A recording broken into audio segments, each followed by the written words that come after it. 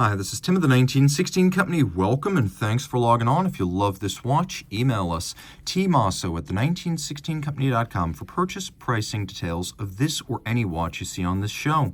Today, every watch you see here is in stock and ready for sale, so reach out to me if you have pricing questions. Team Mosso at the1916company.com. We are looking at a blast from the past, 2011 and 1931, because 2011 was the year Jaeger-LeCoultre launched the Grande Reverso Ultra Thin tribute to 1931, and that's exactly what we have right here. Harking back to the original, back when it was a Tavannes movement inside a Wenger case, and LeCoultre appeared nowhere on the watch. It was simply a Reverso. The watch, surprisingly, for a dress timepiece, is very well loomed, and technically, this is a Grande Reverso, but there's nothing big or oversized about it. It's 7.6 millimeters thick, 46.6 lug-to-lug, and 27.5 from side to side, not including the crown.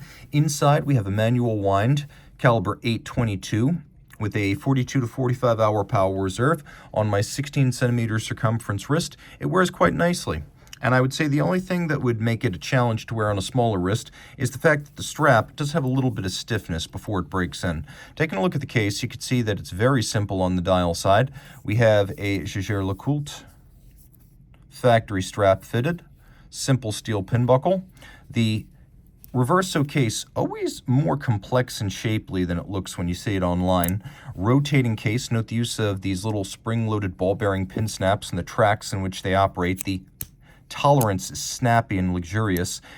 This puzzled me initially, so I did a little bit of digging, because my first thought was, that looks a little bit like a Rubel Hizb. So I found out this watch was originally retailed in the UAE, which leads me to believe that this is an interpretation of the 8-pointed star that is a frequent cultural symbol throughout Islamic societies. There are very many different versions of this, and you could see that this one has two different facets. You could see the inboard 8-pointed star, and then outboard, again, you have 8 individual points. Often appears on national flags, on the flags of cultural groups, a little bit like the cross in Christian society. It's something that has many meanings as a form of cultural identifier. It's not always taken in a religious context, although it does have those origins. A lot of different places you'll see this 8-pointed star. This is an interpretation of it, and it's one of the few 1931 Reversos I've seen that has in fact been customized, which is often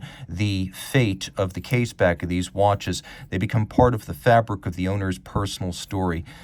The watch is absolutely awesome, and I can see one of the reasons it may have originally been chosen for use in an Islamic society, the fact that there are no overt displays of gold with this watch. A full steel case. All right.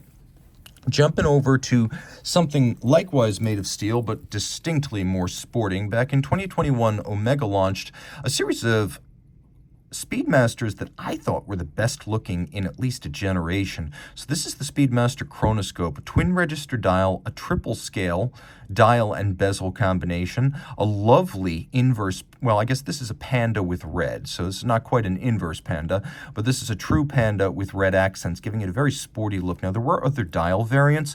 I thought this one was the closest to a traditional sports or motorsports chronograph. So you could see it's got a dramatically boxed sapphire designed to look like a vintage plexi. It's 13.3 millimeters thick, which makes it considerably thinner than most Speedmasters these days, partly because the caliber 9900 has been converted into a manual wind movement, so it is a lot thinner. And it's about 48.5 lug-to-lug due to the pivoted end-link bracelet. It's no broader than the lug-to-lug measurement. I'm going to throw it on my wrist now. Notice that it is a no-date dial, which keeps it very clean. We have these lovely applied gloss black Arabic numerals, fairly short across the wrist. Normally, I wouldn't say a watch this big would fit well on a 16-centimeter wrist, but you can see on my wrist, this definitely does. A superb timepiece that feels as good as it looks. And then we have a few refinements on the dial that are worth shouting out. You could see outboard, we have a tachymeter scale for gauging speed. Then we have a telemeter scale for gauging distance. Then a pulsometer scale for gauging pulse rate over a minute. We have superimposed hour and minute hands over at 3 o'clock, so it is a tri-register dial, but we have one mono counter for the hours and minutes, and then a candy cane style seconds hand. Also notice the different azurage texturing, the concentric pattern under the hours. compared to the center dial and the outer track. The movement, 60-hour power reserve, hacking seconds, coaxial escapement, anti-magnetic, a master chronometer. You can see the column wheel through its bridge, skeletonization, and does have a smooth vertical clutch for engagement. A lovely watch and a profoundly cool one. It also has a time zone function that allows you to change the time zone as you travel without stopping the chronograph or disrupting the minute hand or the seconds hand. A really cool watch, the Chronoscope, and I think this is the best version of the Chronoscope series. Two things that we don't commonly see. Ultra haute de gamme men's watches with diamonds. So let's start with the watch that came out chronologically first. This, from a Lange und Söhne, is the Cabaret. So approximately 43 millimeters lug to lug and 26.5 wide. It wears larger than the previous Arcade in rose gold with a diamond set bezel. This one includes a black mother of pearl dial, and I always find that black mother of pearl has more dramatic prismatic qualities than lighter mother of pearl, for example, and I can show you that side by side. This is definitely lighter, but I'm not sure it has the quality of breaking the light, fracturing it into so many of its component colors, whereas black mother of pearl does that much more dramatically and clearly. So the watch is powered by a movement that is properly sized and shaped for the case with the Lange finish you expect. Taking a look here, you can see German silver bridges, pivot jewels in screw-fixed golden chaton cups, both black polished and fire-blued screws. There's an interior angle on the steel, black polished cap to the escape wheel, black polished and beveled swan's neck fine adjustment, freehand engraved bridge, 3 hertz beat rate, hacking seconds, 42-hour manual wind power reserve. Don't be deceived by 26.5 when you see the size of this online. It wears like a much larger watch, and that's the product of it being a rectangular timepiece. They always wear larger. This is not a lady's watch. This is for a man who has the panache and the sensibility to pull it off. This could be for a guy who wears a bow tie, or the type of dude who goes full Miami Vice and wears an Armani jacket with a t-shirt underneath. A really cool piece, and go ahead, try to find another example of this version of the Cabaret. You'll be searching for a while before you even find a picture, much less one for sale. This is a very rare watch. So here we have a model launched in 2015 from Parmigiani Fleurier, and you can see this is the Tonda 1950 Tourbillon. So the case, nicely sized, but not too big, at 40 millimeters. It is quite thin, at just over 8 millimeters thick, with a movement that's only 3.4 millimeters thick, and that's really the point. Despite being a flying tourbillon, it is ultra thin. The case is white gold. It's under 46 millimeters lug to lug, so it wears really short across the wrist. You could see the lighter color to this mother of pearl. You can also see that there's a little bit of a concession, just a bit, to practicality with this watch, since it does have some luminescence. Of course, Parmigiani makes every part of the watch through its component companies: hands, dials, movements, cases, even buckles and bracelets. Vaucher Manufacture is the movement arm of Parmigiani, and it has produced the movement you see right here. So you've got a 1-minute flying tourbillon, 3 hertz beat rate, free sprung balance, beautifully decorated topside. It's a flying tourbillon, which means there is no upper bridge to block your view. You can also see that we have that lovely mother of pearl dial with the handsome ridges and texture that distinguish mother of pearl from something that's more human in origin, like enamel or lacquer. Even enamel doesn't have this kind of texture and complexity. Ruby cabochon on the crown. And then out back we have PF 517, so a platinum micro rotor on ceramic bearings. You can see that the underside of the tourbillon is braced by a broad ceramic ball bearing setup rather than a pivot jewel for better bracing. Awesome solarization on the barrel cover. We have the circular Côte de Genève across the bridges, mirrored bevels finished by hand, and engine turning on the base plate. It's a large movement, 32 millimeters in diameter, designed to properly fit this case. So that's the thing about making the case and the movement. As a true integrated manufacturer, Parmigiani can make sure that they're sized to match. Note the little recess in the flank of the case. You can see it too from topside, allowing the strap to be very close hauled to the case, but still move with zero impediment to its range of motion. It's a very clever feature. You can also see that because Hermès is a stakeholder in the Parmigiani companies, we get this buttery soft, smooth Hermès strap. Gator on the top, calfskin on the bottom, as soft as a baby seal.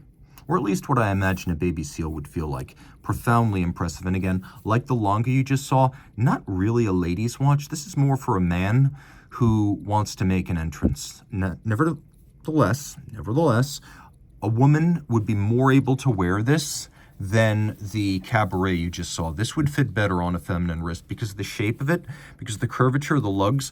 It wears true to size, and you can see over the top, even pulling the strap a little bit tight, the lugs are not beyond the edge of my wrist. You can see that again down the barrel. So this would wear well on a wrist as small as 14 centimeters circumference. Okay, going big time. Though not big in dimensions, you can see here platinum 40 millimeters Patek Philippe, a variant launched in 2014. So the great Patek Philippe 5004 was complete and finished and discontinued in 2012. And the 5204, which is what we have here, replaced it. But that original model had a silver dial. This black dial variant came out in 2014 and was made through 2019. So you can see it is a split-second perpetual calendar chronograph. And you've got the perpetual calendar, you've got the split-second functionality, you've got a case that is now 40 millimeters compared to the 36 of the 5004. Beautiful welded lug construction. You can see how sharp the break between lug and case is. And then the definition of the lugs indicative of no refinishing. The bezel is concave to visually pair the mass or the perceived size of the watch. And then you can see the diamond between the lugs, reminding you that this is a platinum Patek Philippe. They did what they should do, what everyone should do on a calendar, make the discs of the calendar the same color as the dial. And you may be surprised that this watch is designed for daily use, even to the point that it is well loomed and practical.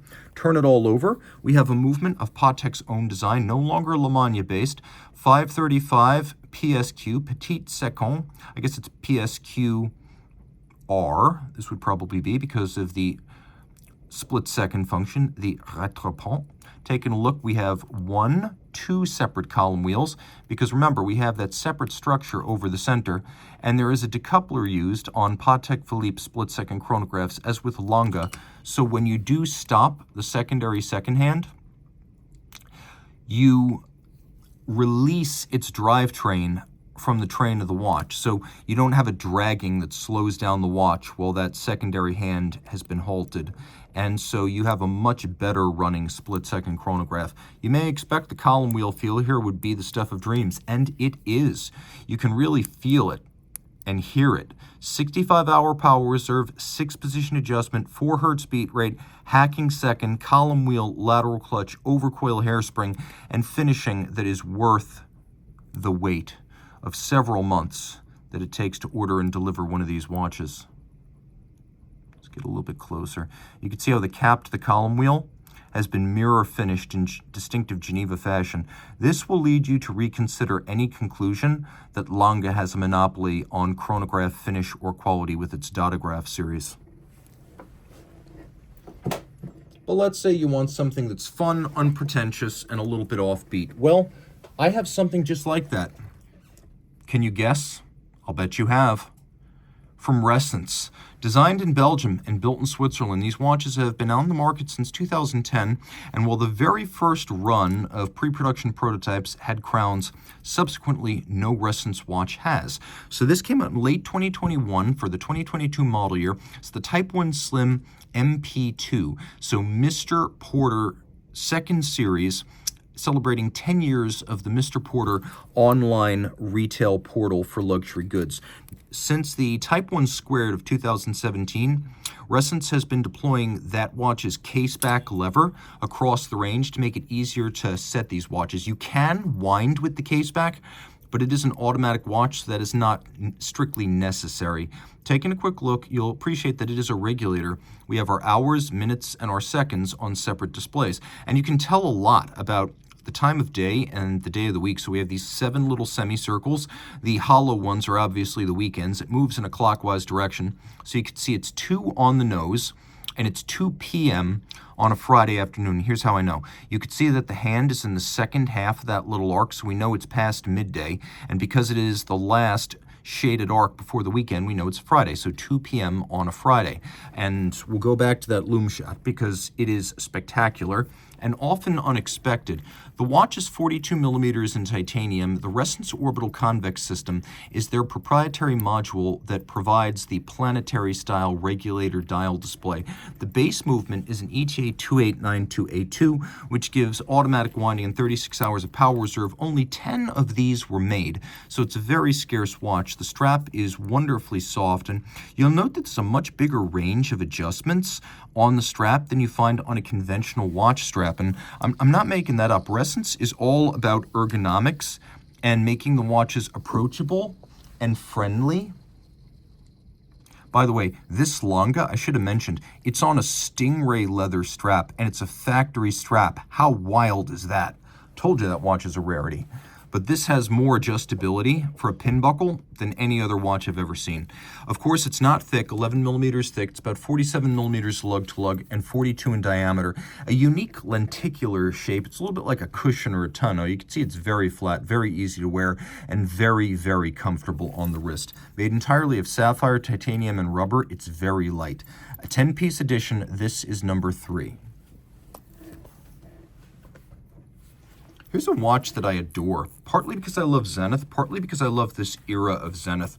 The Jean-Frédéric Dufour era of Zenith, which lasted from 2010 to 2014, was a golden era.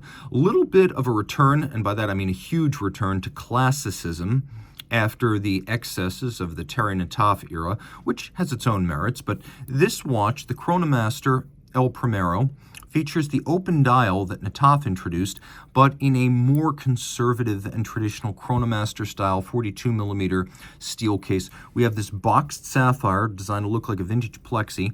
We have the escapement in a special caliber 4061. This is not just an open dial. If you open the dial of a normal El Primero, you're not going to be able to see the fourth wheel, the escapement, and the balance. So all of those have been skeletonized.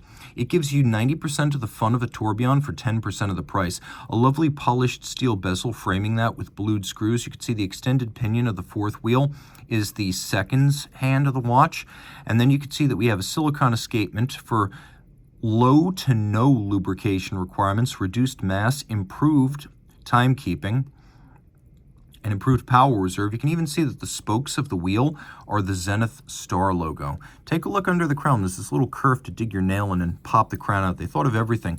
It's 100 meters water resistant, which means this is an authentic sports watch. There's that little curve I told you about. But 100 meters, put it on a water resistant strap, you can swim with this. El Primero caliber 4061. It's still a column wheel, still lateral clutch, still 10 beats per second, still automatic winding with a 50-hour power reserve. You can see the column wheel in action. The El Primero has always been one of the best looking automatic chronographs ever made. Dial side, you can see a combination of black, silver, blue, and those silicone elements. No shortage of luminescence. And again, you would not be able to see all of these elements from the dial side if the bridges and the plates hadn't been skeletonized to make them visible from the dial side. The watch has a alligator strap that's rubber lined on the bottom, which I adore, and a full folding clasp, which adds security on the wrist and a little bit of opulence. The timepiece wears beautifully. It's large, make no mistake, but it fits well on my wrist, and if your wrist is my size, 16 centimeters circumference or larger, you're going to find this is a good match. An outstanding timepiece and a fantastic value from one of the greatest and oldest manufacturers in the business, from a real golden era. Remember, that stint with Zenith over about half a decade sufficiently burnished Jean-Frédéric Dufour's credentials that he was the first choice to become Rolex's new director general, and that is a job he holds to this day on the strength of watches like this one. So I always like to bring the biggest piece on last. You may be surprised that I do not think this Lange und Söhne triple split is the most charismatic watch you will see today. That said, it is the most complex. Launched in 2018 in 100 pieces in white gold, as you see it here. The triple split was the follow-up to 2004's double split. That original watch was able to split chronograph seconds and chronograph minutes. This one is able to split chronograph seconds, minutes, and hours. Now you notice that it is a flyback chronograph too, so you can reset everything with a single press of the trigger. It has a power reserve indicator for the manual wind 55-hour power reserve. Now take a look at this in profile. You can see we have doubled chronograph seconds hand, doubled chronograph minute hands, and doubled chronograph hour hands. So we can split the hours, minutes, and seconds between two intervals of a duration of up to 12 hours. There is a split second, minute, and hour hand up at about 10 o'clock, and over time you will see the running time will run ahead of the frozen secondary seconds, minutes, and hours. The watch is 43.2 millimeters in diameter and massive in white gold. It comes with something that is rare at Lange, a full deployant clasp, and this is their most exotic deployant clasp, the one that was originally designed for the Lange 31. So you could see not just a deployant, but a twin trigger deployant, so you must press the triggers for it to open up. It's got another secret too. It has a little ceramic spring-loaded pin snap clenching system. See how this closes up on the pin? This will anchor the strap to the pin without requiring a screw to fix it in place. So it cannot pull through the buckle by accident, but at the same time, you don't have to deal with the hassle of adjusting a screw-fixed deployant clasp. This by itself, if you were to buy it as a component, would cost well into 4 figures euros. Taking a look at the movement, this is spectacular. You can see 2 visible column wheels. One is the primary, one is the secondary. There's a decoupler system so that when the secondary time is frozen, the movement will not drag and slow down. That is something, as far as I know, only Patek and Lange use. The depth of this movement, with its German silver bridges and plates and its steel chronograph components, second to none. And though you can't see it, we have a free-sprung balance with an overcoil hairspring adjusted in 5 positions. The decoration is as impressive as the architecture. You could see number 6 of 100, made in Glashütte in Germany, and on the wrist, colossal. I'll let you decide whether a 16-centimeter circumference wrist is sufficient or whether your wrist should be larger, but you do know my wrist is a reference size, so you can decide for yourself. And I'm happy to say, while unexpected, it does include a little bit of luminescence. So remember, power reserve, split seconds, minutes, hours, and a flyback chronograph. The dial is made of nickel anthracite coated sterling silver, so almost every part of this watch is precious metal. So what could possibly top that? Well, not a watch that's more complicated and not a watch that's more expensive, but one that seems more exquisite and special to me, from my perspective. And in my experience, very little stands up to the Cartier Collection Privée Cartier Paris, a system of second-tier horlogerie watches made from 1998 to 2008 that sat far above the regular Cartier offerings. This was the beginning of Cartier watchmaking targeting men as opposed to their traditional female clientele, and the watches were extraordinary, using classical Cartier shapes like the tank and the Tortue, and inside, movements from the finest manufacturers in the business, Frédéric Piguet, Piaget, Girard-Perregaux, Jaeger-LeCoultre, and we have exactly that here on this ultra-rare Tortue Quantième Perpetual, a watch that is definitely not the oversized 2010 model. This is 34 millimeters wide by 43.3 lug-to-lug and 10.4 millimeters thick, a monoblock platinum case. Platinum, yes, platinum. And you can see that there's no seam between bezel and case because everything, dial and movement, load through the back. The movement is a Girard-Perregaux 3000 series customized for Cartier with the Cartier monogram, mirrored bevels, still automatic winding, still a 46-hour power reserve, and in quirky fashion, though there is no running seconds display, it does still have a hacking function. The watch is physically massive in the hand despite its lack of size. And then on the dial, we have a lovely classical Cartier rosette with a perpetual calendar en français, and Cartier Paris has always been the brains of the operation. Historically, there were 3 Cartier branches. They were unified through the 1970s and 80s, eventually under Rothmans, which became Richemont. But the one in Paris was always the first and the most august. And so that's why this one is signed Cartier Paris. French language, you can see the leap year is coaxial with the month, so that little b is the quantième bissextile, which is leap year in French, and you can see that the language of the calendar French, but what appears to be a 24-hour indicator, generally something that you'll find on a perpetual calendar, so you know when not to use the little pusher adjusters. This is actually an independent second time zone. It's set using the it's actually set using this pusher adjuster, but when you make an adjustment, you can synchronize these hands at center and on the 24-hour dial, or you can desynchronize and use this as a home or reference time. So this is not just a perpetual calendar, it is also a GMT. And again, on the back, you've got a movement that is horlogerie, beautifully decorated, very special, handcrafted. And my favorite feature on these GP movements is the spectacular solarization on the barrel cover. And with the Cartier monogram, this caliber 9421 looks the business. Easy to wear, it's not too big. This is for men, though, given that the CPCP collection originated in the 90s, none of the watches in that series are too large. A really cool piece, and Platinum Cartier CPCP Tortue perpetual calendar with GMT, and a Girard Perregaux automatic. It does not get any better than this. So if you love this or any of these watches, reach out to Team Mosso at the 1916company.com for purchase and pricing details.